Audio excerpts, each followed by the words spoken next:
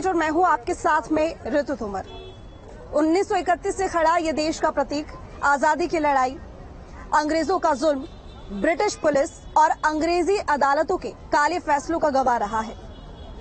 इसने देश का गुस्सा और गौरव आजादी के बाद ये सब देखा है, लेकिन अब ये देखेगा देश में एक नया और बड़ा बदलाव। ये बड़ा बदलाव होगा 3 नए कानून, जिनमें अब तक देश की जनता उलझकर दर दर की ठोकरें खाने को मजबूर थी। 1 जुलाई से 1862 में बनी आईपीसी की जगह भारतीय न्याय संहिता, 1898 में बनी सीआरपीसी की जगह भारतीय नागरिक सुरक्षा संहिता और 1872 में बनी इंडियन एविडेंस एक्ट की जगह भारतीय साक्ष्य अधिनियम ले लेगा। लेकिन आईपीसी में क्या बदलाव किया गया है और इससे कैसे जनता को फायदा मिलेगा, ये जानने के लिए सीधा रुख करेंगे लखनऊ का हमारे सहयोगी के पास। नमस्कार, स्वागत है आपका। मैं हूं आपके साथ में ऋतु तोमर और अब हमारा जो ये सफर है बढ़ चला है बरेली की तरफ। बरेली का सियासी इतिहास भी बड़ा खास है। बरेली एक ऐसी सीट है जहां पर एक लंबे वक्त तक तो कांग्रेस काबिज रही और उसके बाद बीजेपी, लेकिन वहीं जो अन्य दल हैं उनको मौका नहीं मिला। मैं बात यहाँ पर समाजवादी पार्टी और बसपा की कर रही हूँ, जिनको अभी तक अपनी जीत का इंतज़ार है और शायद वो इस उम्मीद में है कि कभी तो वो वक्त आएगा जब उनकी झोली में ये सीट गिरेगी। अब देखिए, क्योंकि यहाँ पर लंबे समय से संतोष गंगवार जो यहाँ पर जीतते आए हैं, इस बार उनका टिकट कट चुका है और छत्रपाल गंगवार को टिकट दिया गया है।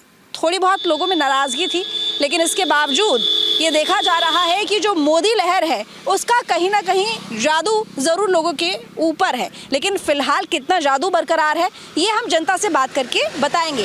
अब क्योंकि परिवर्तन तो नियम है संसार का, अब क्या ये परिवर्तन बरेली में होता है? ये जो सियासी ऊंट है किस और करवट लेकर बैठता है? चलिए जनता से बात करते हैं और जानते हैं कि जनता आखिर किस मूड में है।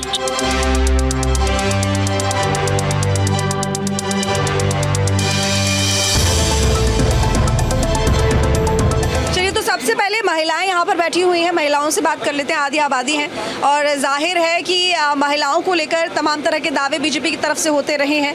वो क्या सोचती हैं वो भी एक बार जान लेते हैं। क्या नाम है आपका? मानसी सिंह। मानसी, आप कहाँ से आप आ रही हैं, कहाँ जा रही हैं? हम मनौना धाम से आ रहे हैं। तो बिल्कुल देखिए, लोकतंत्र का महाउत्सव लगातार जारी है। तीसरे फेज की वोटिंग लगातार जारी है। 11 राज्यों में 93 सीटों पर वोटिंग चल रही है। बता दें कि उत्तर प्रदेश में 10 सीटों पर वोटिंग है। लोकसभा चुनावों के लिए तीसरे चरण के लिए मतदान लगातार जारी। 11 राज्यों की 93 सीटों पर मतदान हो रहा है। यूपी की 10 सीटों पर मतदान जारी है। लोकतंत्र का महापर्व, बता दें कि इस बार कई दिग्गजों की साख दांव पर है। उत्तर प्रदेश में 10 सीटें बेहद महत्वपूर्ण, चाहे यहाँ पर बात कर ली जाए डिम्पल यादव की, बात कर ली जाए एसपी सिंह बघेल की या फिर अक्षय यादव की या फिर आदित्य यादव की, कई बड़े नेता जिनकी इस बार साख दांव पर लगी है। और इसके साथ ही मतदान लगातार चल रहा है। पल पल का अपडेट हम आप तक पहुंचा रहे हैं। चलिए ठीक है अरविंद जी, देखिए क्योंकि अगर हम यहाँ पर विश्लेषण की बात करें, एग्जिट पोल की बात करें, तो बीजेपी यहाँ पर सीधे सीधे जीतती हुई दिखाई दे रही है। हालांकि देखिए रिजल्ट तो 4 तारीख को ही आएगा, 4 जून को ही आएगा, लेकिन बीजेपी जो ये चुनाव लड़ रही है, ये चुनाव जीतने के लिए नहीं है, बल्कि उनका वोट प्रतिशत बढ़ाने के लिए है, उनकी सीटें बढ़ाने के लिए है। बीजेपी का इतना आश्वस्त होना कितना सही है? बिल्कुल ठीक है शुभम। देखिए उत्तराखंड यूं तो छोटा राज्य है, लेकिन 5 सीटें हैं, एक फेज में चुनाव होना है। अब कौन सी सीट पर कौन कौन दावेदारी दिखा रहा है, कौन किसके सामने और कितना मजबूत है, आपको ग्राफिक्स के जरिए हम दिखाते हैं। यहाँ पर सबसे पहले बात करेंगे टिहरी के मुकाबले की, जहाँ पर माला राज्य लक्ष्मी शाह बीजेपी की तरफ से है। जाहिर है कि हमेशा से राज परिवार की सीट रही है, पारंपरिक, और इसके साथ ही जोत सिंह जो की कांग्रेस की तरफ से है, माला राज्य लक्ष्मी शाह के सामने, और वहीं नीम चंद्र छुरियाल बीएसपी की तरफ से है। तो ये चुनाव सीधे सीधे कांग्रेस और बीजेपी के बीच में ही है। और उत्तराखंड की अगर 5 सीट की हम बात करें तो वहां पर हमेशा से जो चुनाव है कांग्रेस और बीजेपी के बीच में ही रहा है। वहीं हरिद्वार की अगर हम बात करें तो त्रिवेंद्र सिंह रावत बीजेपी की तरफ से हैं, जो कि पूर्व मुख्यमंत्री भी रह चुके हैं, और वीरेंद्र रावत जो कि पूर्व मुख्यमंत्री हरीश रावत के बेटे हैं कांग्रेस की तरफ से प्रत्याशी, और जमील अहमद बीएसपी की तरफ से हैं। इसके साथ ही अगर अल्मोड़ा के मुकाबले की बात करें तो अजय टम्टा बीजेपी की तरफ से प्रत्याशी है, प्रदीप टम्टा कांग्रेस की तरफ से प्रत्याशी बनाए गए हैं और नारायण नाथ बीएसपी की तरफ से है। यहाँ पर जो प्रतिद्वंदी है, खासकर अजय टम्टा और प्रदीप टम्टा हमेशा से एक दूसरे के प्रतिद्वंदी रहे हैं। ये मुकाबला भी काफी दिलचस्प है। वहीं आपको ये भी बता दें कि अजय टम्टा पूर्व केंद्रीय मंत्री भी रह चुके हैं। नैनीताल के मुकाबले की बात करें तो अजय भट्ट बीजेपी की तरफ से हैं केंद्रीय मंत्री और प्रकाश जोशी कांग्रेस की तरफ से है। वहीं अख्तर अली माहीगिर बीएसपी की तरफ से हैं। तो ये तीनों प्रत्याशी मैदान में। वहीं पौड़ी गढ़वाल की टक्कर में अनिल बलूनी बीजेपी की तरफ से हैं, जो कि यहाँ पर बीजेपी के मीडिया प्रमुख भी हैं और गणेश गोदयाल कांग्रेस के प्रदेश अध्यक्ष भी रह चुके हैं और धीर सिंह बिष्ट बीएसपी की तरफ से हैं। तो ये तीनों प्रत्याशी हैं जो कि मैदान में है। अब सबसे बड़ी बात यह है, उत्तराखंड के चुनाव में प्रतिष्ठा दांव पर लगी है, चाहे बीजेपी की हो या कांग्रेस की, क्योंकि प्रतिष्ठा का सवाल है। हालांकि 2014 में 2019 में बीजेपी ने हैट्रिक मारी है, 5 सीटों पर जीत दर्ज की है। अब तीसरी बार देखना होगा कि बीजेपी क्या कमाल करके दिखाती है।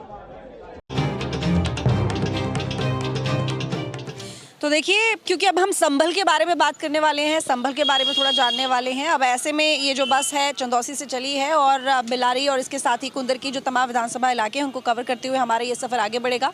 लोगों से बातचीत करेंगे और जानेंगे कि आखिर इस बार जनता का वोट किस पार्टी के लिए पड़ने वाला है, यानी कि कौन सी पार्टी है जो कि कामयाब होगी इन लोकसभा चुनावों में संभल सीट से जीत दर्ज करने में। चलिए मेरे साथ, चलिए तो जानते हैं जनता के मन में क्या है और मन की बात को थोड़ा टटोलने की कोशिश करते हैं। बहुत सारे लोग यहाँ पर मौजूद हैं जो अपने अपने सफ़र पर निकल पड़े हैं। हम भी उनके सफ़र के साथ शामिल हो गए हैं। चलिए बात करते हैं लोगों से। कैसे देंगे?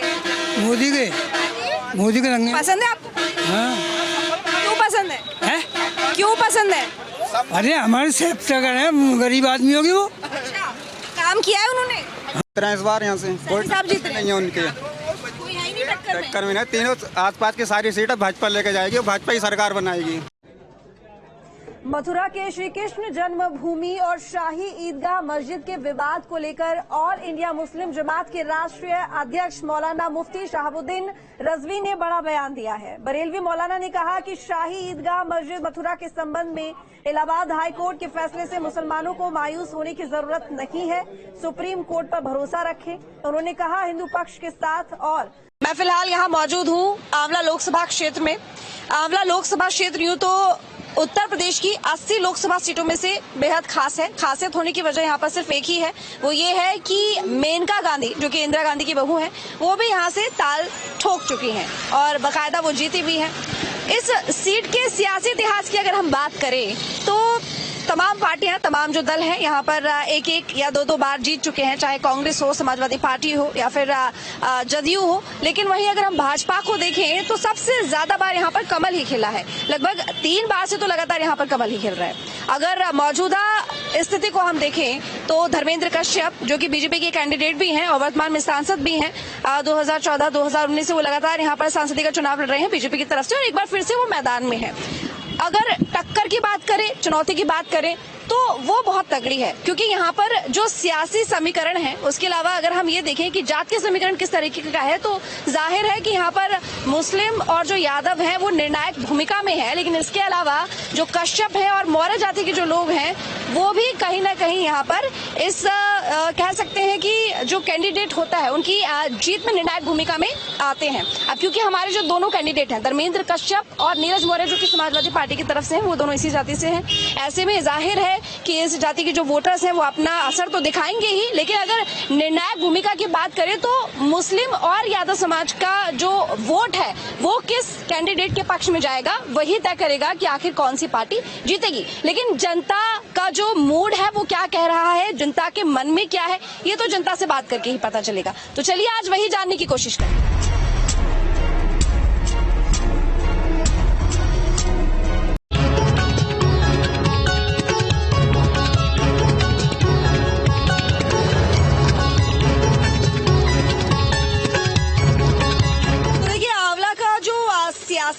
इतिहास है वो भी काफी खट्टा मीठा रहा है। यहाँ पर यहाँ की जनता ने हर पार्टी को मौका दिया है, लेकिन इस बार कौन सी पार्टी बाजी मारती है ये हम देखेंगे। लेकिन फिलहाल जनता के दिमाग में क्या चल रहा है, जनता के जहन में क्या चल रहा है, सबसे पहले ये जानने की कोशिश करेंगे। आपको महंगाई लगती है नहीं लगती? हाँ महंगाई तो है। महंगाई है बीजेपी पसंद है? नहीं, मैं बोलूँगा तो ये महंगाई कोई भी नहीं रोक सकता, चाहे कोई भी आ जाए, ये कौन रोक लेगा महंगाई को? दम पर दम छलांग बढ़ती जाएगी आगे को।